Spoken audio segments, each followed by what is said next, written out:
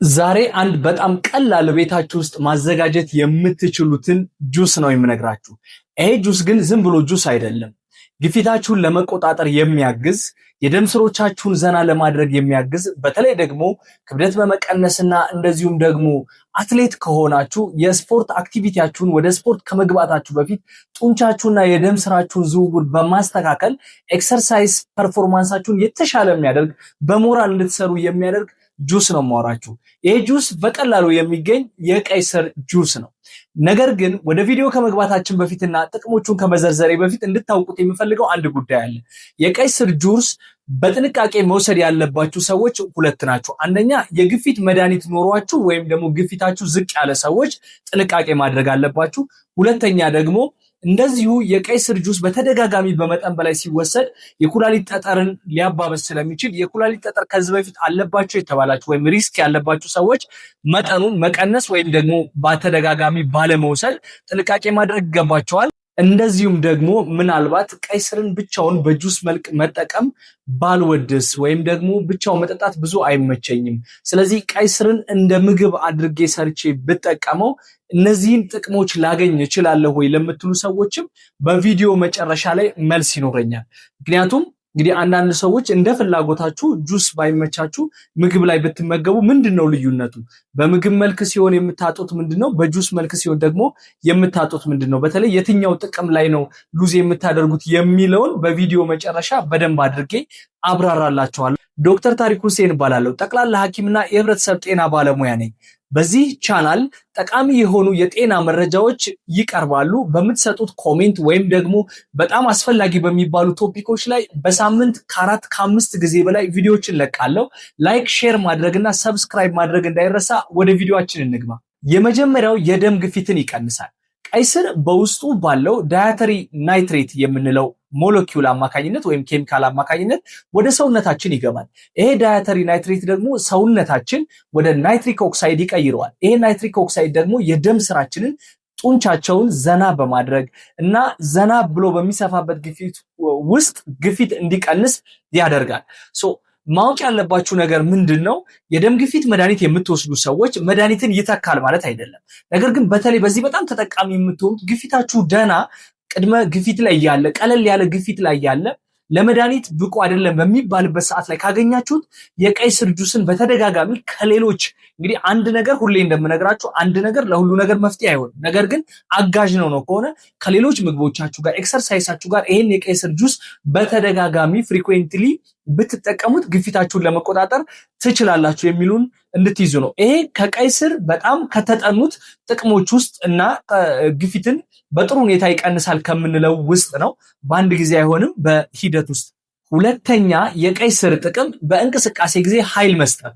እንግዲህ እንቅስቃሴ በምትሰሩበት ጊዜ በተለይ አትሌቶች ከሆናችሁ ወይም በተደጋጋሚ ስፖርት የምትሰሩ ክብደት በመቀነስ ላይ ያላችሁ ስፖርት በምትሰሩበት ጊዜ የድካም ስሜት ሊሰማችሁ ይችላል።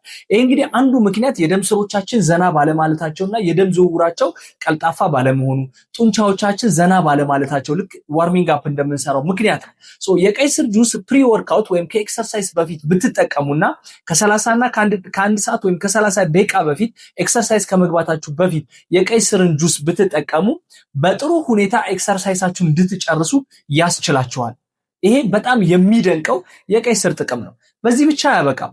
እንግዲህ ሶስተኛ የሚያስደንቀው የቀይ ስር ጥቅም አሁን ካልናቸው ጋር አሁንም ናይትሪክ ኦክሳይድ በውስጡ በመያዙ የተነሳ የደም ዝውውርን ያቀላጥፋል። ይሄ ለማንኛውም ሰው ነው የሚሆነው።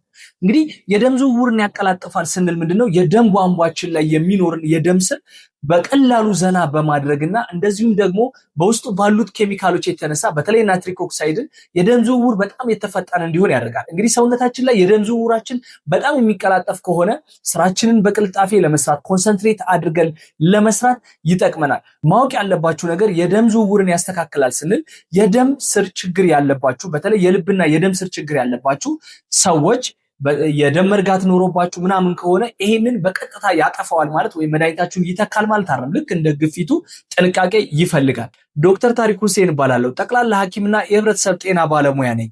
በዚህ ቻናል ጠቃሚ የሆኑ የጤና መረጃዎች ይቀርባሉ። በምትሰጡት ኮሜንት ወይም ደግሞ በጣም አስፈላጊ በሚባሉ ቶፒኮች ላይ በሳምንት ከ4-5 ጊዜ በላይ ቪዲዮዎችን ለቃለሁ።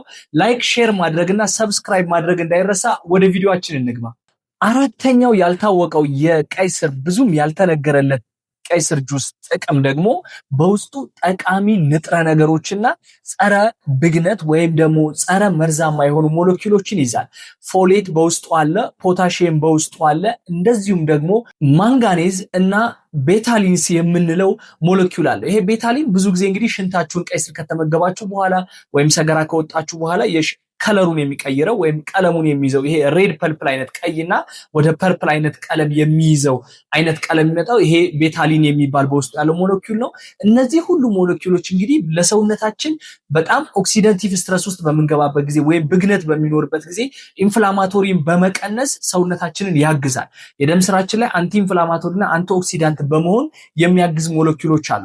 ይሄ ከሆነ ደግሞ በጣም ለብዙ ኬሚካል ሪአክሽን ሰውነታችን ውስጥ ለሚካሄደው ትልቅ አስተዋጽኦ ያበረክታል ማለት ነው። ነገር ግን እንድትረሱት የማልፈልገው አሁንም ደግሜ መናገር የምፈልገው ጥንቃቄ ማድረግ ያለባችሁ ነገርና ምናልባት ደግሞ በምን እንጠቀመው ካላችሁ ነው። አንደኛው እንግዲህ ጥንቃቄ ማድረግ ያለባችሁ ጠጠር እንግዲህ ካልሲየም ኦክዛሌት ስቶን ሊፈጥር ይችላል። ስለዚህ ጠጠር ሪስክ ያላችሁ ሰዎች እንዳትጠቀሙት ብያለሁ። ሁለተኛው ደግሞ የግፊት መድኃኒት የምትወስዱ ወይም ግፊታችሁ ዝቅ ያለ ሰዎች እንዳትጠቀሙት ብያለሁ። ይሄ